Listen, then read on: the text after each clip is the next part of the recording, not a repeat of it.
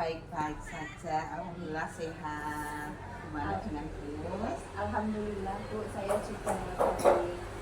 Mohon izin pula, saya ingin melakukan wawancara terkait dengan pemenuhan tugas saya sebagai CGP Angkatan 11 Kabupaten Purworejo terkait dengan pengambilan keputusan. Nah, ini saya mau belajar dengan bulan gitu. Oh ya, bisa.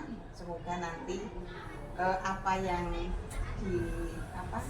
tanyakan Bu Mus itu mendapat jawaban yang banyak sedikitnya bisa masuk dengan yang diharapkan. Terima kasih. Langsung saja nih Bu. Ya, bisa. Untuk pertanyaan yang pertama, selama ini nih Bu, bagaimana Ibu dapat mengidentifikasi kasus-kasus yang merupakan dilema etika atau bujukan moral itu? Keduanya memang ada bedanya ya. Kalau dilema etika itu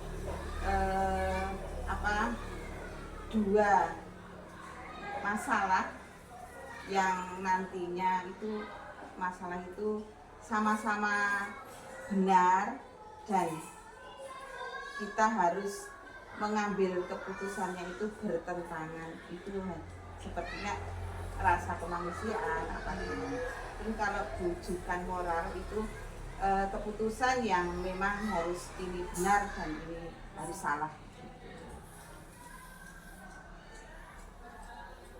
Kemudian ketika ada permasalahan seperti itu, Ibu bagaimana mengidentifikasinya? Oh ya, antara ini masuk yang dilema atau yang bujukan. Yang pertama kali yang saya itu ya tentu saja mengidentifikasi masalah tersebut, lah mungkin dengan mencatat menggolongkan permasalahan itu termasuk yang mana. Yang kedua Bu, kemudian bagaimana Ibu menjalankan pengambilan keputusan di sekolah Ibu, terutama untuk kasus-kasus di mana ada dua kepentingan yang sama, itu sama-sama benar atau sama-sama mengandung nilai kebajikan. Berarti dua peristiwa ya. Sama-sama benar tapi juga sama-sama mengandung nilai kebajikan. Pertama-tama itu yang seperti mengidentifikasi, terus mempelajari setelah kasus itu termasuk apa. Nah, itu kami mempelajari. Nah, kemudian langkah selanjutnya karena ada dua kepentingan itu ya kita akan mendengarkan dari kedua belah pihak yang nantinya akan mendapatkan keputusan yang itu nantinya harusnya ya disepakati keduanya. Dan yang terpenting adalah karena baik sama baik itu kita ambil yang kebermanfaatannya lebih cenderung ke banyak orang. Kemudian Ibu, langkah-langkah atau prosedur yang seperti apa yang biasa Ibu lakukan selama ini? Oh ya, langkahnya yang pertama itu ya tentu saja kalau ada permasalahan ya diidentifikasi, terus kita memutuskan ini termasuk masalah apa, yang dilema atau yang kedua bujukan moral. Setelah itu kalau sudah diketahui kan kita lanjut ke penanganan masalah. Nah, apabila itu juga tergantung masalahnya. Jadi kalau sudah diidentifikasi kita akan mengetahui masalah itu masalah intern pribadi atau masalah kelembagaan atau masyarakat. Nah, jadi kita langsung menjurus ke permasalahan itu. Jadi akan dihadirkan yang berkepentingan tersebut, terus dengan musyawarah dan hasilnya itu akan kita ambil sebuah kesepakatan atas dasar mufakat. Kemudian hal-hal apa saja yang selama ini Ibu anggap efektif dalam pengambilan keputusan pada kasus-kasus dilema etika, Bu? Iya. Yang paling efektif yaitu ya dengan jalan kita berunding, kita bermusyawarah, yang akan diambil keputusan nanti. Jadi kita minta penjelasan dari kedua belah pihak, saran, masukan, ataupun sampai kendala yang kemungkinan akan terjadi, baik dampak buruk ataupun negatifnya. Jadi nanti dari keduanya itu kita jadikan satu dan keputusan yang nanti pasti akan mendapatkan titik temu yang bisa untuk dilaksanakan untuk berbagai pihak. Yang selanjutnya, kalau hal-hal apa saja yang selama ini merupakan tantangan dalam pengambilan keputusan dalam kasus dilema etika, Bu? Selama ini tantangan yang terbesar kemungkinan itu ya menghadapi karakter dari pribadi masing-masing yang berkepentingan, kemudian yang mempunyai masalah tersebut. Nah itu nanti kadang-kadang setelah kita bertemu untuk berunding, kadang-kadang si A dan si B-nya itu saling untuk mempertahankan pendapatnya begini. Nah itu yang paling sulit, dan biasanya kalau ada yang karakter keras itu akan sampai bermotot-motot gitu. Ya, jadi kita sebagai orang tua yang dituakan ya harus bisa bagaimana caranya meredam ketegangan suasana gitu, biar cair suasana. Betul, apalagi kalau anaknya 10, maksudnya Bapak Ibu guru 10, berarti 10 macam ya, Bu ya. 10 macam cara penanganannya. Lanjut ya, Bu. Ya. Apakah Ibu memiliki sebuah jadwal tertentu dalam sebuah penyelesaian kasus dilema etika, misalnya, atau langsung menyelesaikan maksudnya pas ketika ada kasus langsung diselesaikan di tempat, atau mempunyai sebuah jadwal untuk menyelesaikannya, Bu? Kalau saya pribadi itu untuk penanganan ya jika terjadi suatu masalah, nah itu baru kita selesaikan secara bersama dengan kekeluargaan. Tapi kalau secara terjadwal itu hanya semacam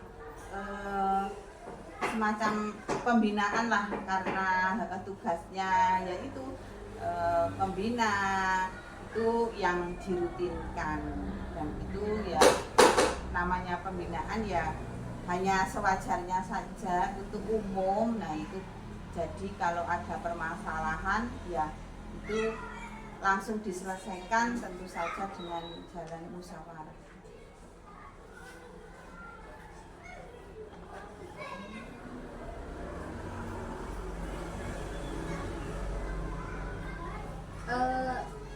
Yang selanjutnya nih, Bu, ada tidak seseorang atau faktor-faktor yang selama ini mempermudah atau membantu Ibu dalam pengambilan keputusan dalam kasus dilema etika, Bu?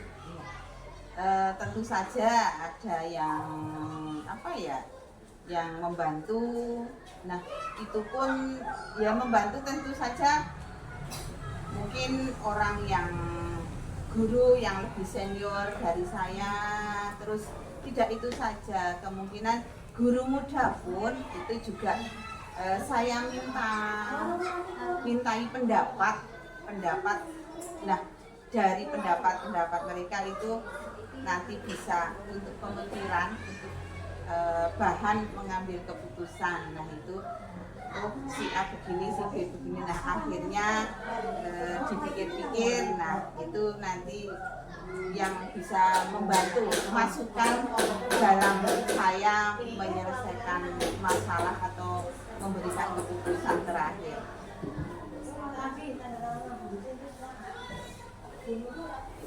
Ini artinya ada dari luar juga ada. Yang selanjutnya dari semua hal yang telah disampaikan, pembelajaran apa yang dapat Ibu petik dari pengalaman Ibu selama ini ketika mengambil keputusan dalam kasus dilema etika, Bu? Selama ini ya dari apa ya, mungkin dari kejadian-kejadian, terus masalah yang sudah terjadi, terus yang bisa dipetik itu adalah yang paling ampuh ya mungkin itu dengan musyawarah kedua belah pihak, dan itu nantinya akan mendapatkan hasil yang disetujui oleh kedua belah pihak, dan itu pun akhirnya nanti keputusan tersebut kan harus karena sudah hasil kesepakatan, yaitu nantinya harus dilaksanakan dengan sepenuh hati dan penuh tanggung jawab dari kedua belah pihak. Jadi tidak sampai sudah di sini selesai, nanti jangan sampai di belakang grundel atau masih ada ganjalan-ganjalan. Nah itu dengan musyawarah mufakat mungkin bisa dihindari hal semacam itu. Sangat luar biasa ya Bu ya. Ternyata menjadi seorang pemimpin itu ada tantangan tersendiri, tapi juga nanti harus bisa mengayomi rekan-rekan guru. Dan saya apresiasi sekali terkait dengan penyelesaian masalah yang Ibu lakukan. Betul sekali, saya juga sependapat dengan Ibu terkait dengan ketika menyelesaikan masalah dengan musyawarah mufakat. Mungkin itu saja. Ini terima kasih sekali ilmu yang sangat luar biasa untuk saya. Mudah-mudahan nanti saya bisa meniru ketika mengalami suatu masalah untuk menyelesaikannya dengan musyawarah untuk menghasilkan mufakat. Begitu juga kepada Bu Mus, saya ucapkan semoga nanti cepat menjadi guru penggerak, menyandang guru penggerak, terus untuk kelanjutannya bisa sukses, dan semoga apa yang saya berikan untuk hari ini itu adalah jawaban yang ya semoga dapat menambah ilmu dan pengetahuan dalam besok-besok depannya untuk Bu Mus. Itu saja.